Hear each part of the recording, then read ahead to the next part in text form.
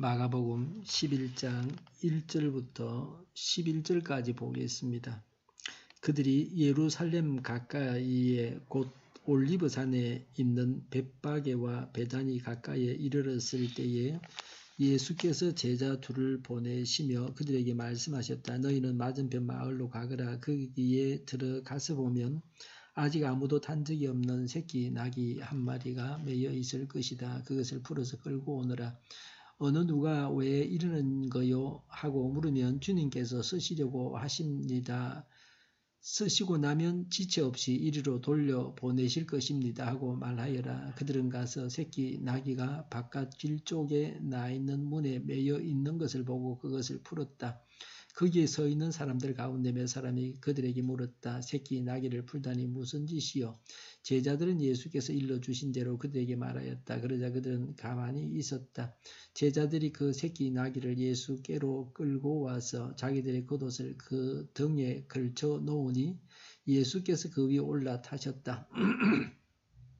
많은 사람이 자기의 겉옷을 길에다 폈으며 다른 사람들은 들에서 잎 많은 생나무 가지들을 꺾어다가 길에다 깔았다. 그리고 앞에 서서 가는 사람들과 뒤따르는 사람들이 외쳤다.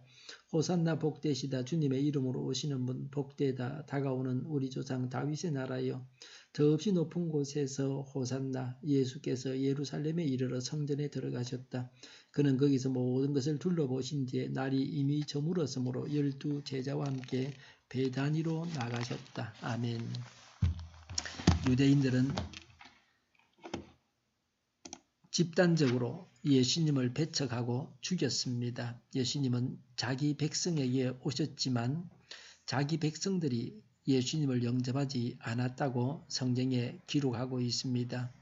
국가적으로 예수님을 배척하였지만 예수님은 군중들의 환호를 받으면서 예루살렘에 입성하셨습니다.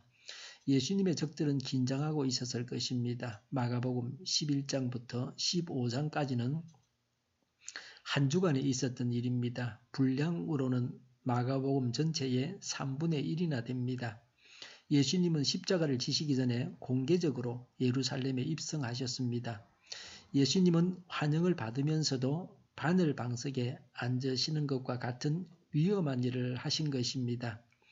예수님은 위험에도 불구하고 메시아의 길을 가셨습니다. 예수님은 죽으시려고 작정을 하시고 이와 같이 하셨습니다.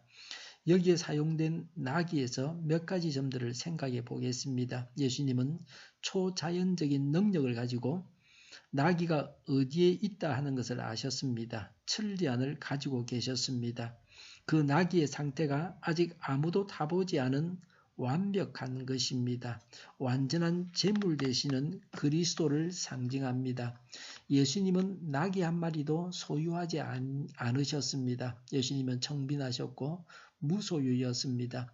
예수님은 하나님으로서 모든 것의 주인 되십니다. 예수님은 쓰시겠다고 당당하게 말씀하셨습니다. 주께서 쓰신다고 하는데 그것도 잠깐 쓰다가 되돌려 주겠다는데 아무도 거절하지 않았습니다. 7절과 8절에 사람들은 자기들의 겉옷을 나귀 위에 걸치고 예수님은 나귀에 타셨습니다. 사람들은 자기들의 겉옷과 생나무 가지들을 꺾어서 길에 깔았습니다. 예수님을 왕으로 추대하고 예수님께 복종을 맹세한다는 것을 나타내는 의식입니다. 예수님을 나의 왕으로 고백하고 예수님께 복종해야 합니다.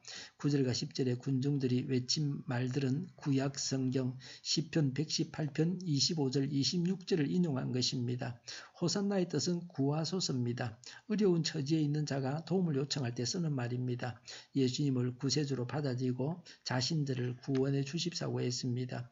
9절에 찬송하리로다 주의 이름으로 오시는 이여라고 했습니다. 이 구절은 6월절에 부르는 찬미시입니다.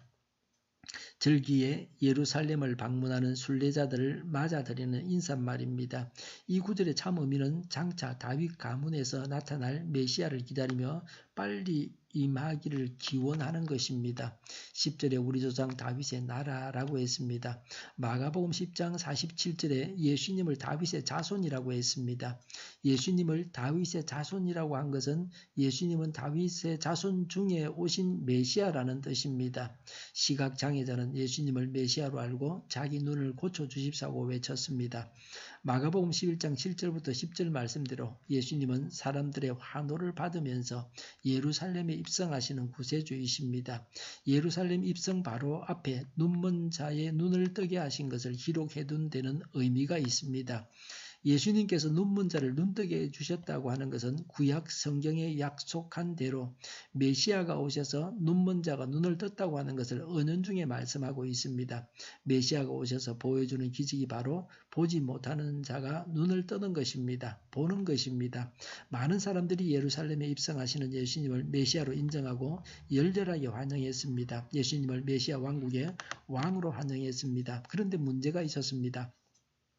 그 당시 유대인들은 예수님께서 이스라엘의 영광을 회복하여 외세를 몰아내고 정의를 실현할 제2의 다윗 왕으로 오해했습니다.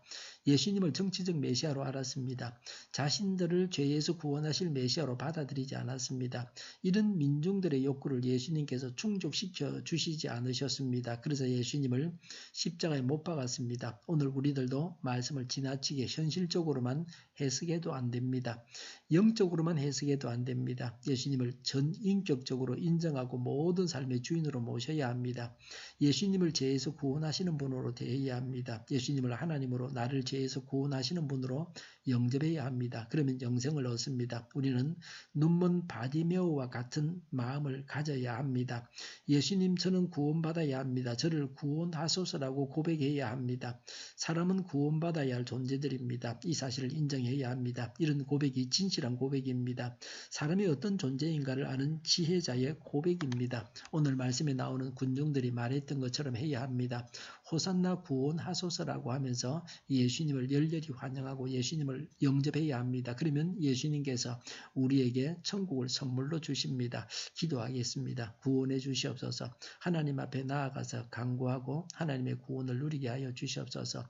우리 동일교회가 만군운집하게 하여 주시옵소서. 예수 이름으로 명하노니 모든 병만은 물러가고 몸의 모든 부분들은 온전하게 될지어다. 신유의 기적을 베푸셔서 저희의 질병을 지금도 고쳐주시옵소서. 저희와 교회와 이 나라의 민족을 불쌍히 여겨 주시옵소서. 독재 정권이 무너지고 적과 통일이 되지 않고 평화 통일을 이루게 하여 주시옵소서. 전쟁 위험이 사라지게 하여 주시옵소서. 신앙의 자유를 누리며 살게 하여 주시옵소서. 하나님을 대적하는 색들이 바로 망하게 하여 주시옵소서. 국회와 정부가 하나님 기뻐하시는 법만을 만들게 하시며 반성경적인 모든 법과 영과 내규가 지구상에서 즉시 철폐되게 하여 주시옵소서. 대통령이 통치를 잘하게 하시며 진이 일어나지 않게 하시며 출산율이 올라가게 하여 주시옵소서. 자녀를 낳고 살만한 건전한 나라가 되게 하여 주시옵소서. 나쁜 인권법이 폐기되게 하여 주시옵소서. 에너지 정책, 재활용금 정책을 제대로 세워서 집행하게 하여 주시옵소서. 늘 맑은 공기를 마실 수 있게 하여 주시옵소서. 원인을 분명하고 분명한 대책들이 나오게 하여 주시옵소서. 오늘도 성령님을 따라서 차고 넘치는 삶을 살게 하여 주시옵소서. 오가는 여정들을 주님께서 주장하여 주시옵소서. 좋으신 하나님을 찬양하면서 예수님의 이름으로 기도하옵나이다. 아멘.